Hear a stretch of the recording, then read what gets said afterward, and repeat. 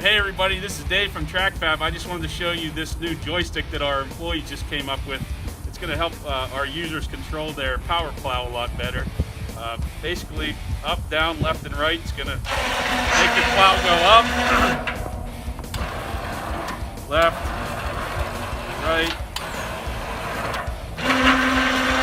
But before it was buttons, a series of 4 positions on 2 rocker switches, where now it's just an easy to operate right from the joysticks. You can be just have your finger come over and manipulate your plow. So should make for an overall a lot more enjoyable experience whenever you're out plowing snow and enjoying your TracFab gas. So thanks for watching our video, and remember to subscribe to our YouTube channel.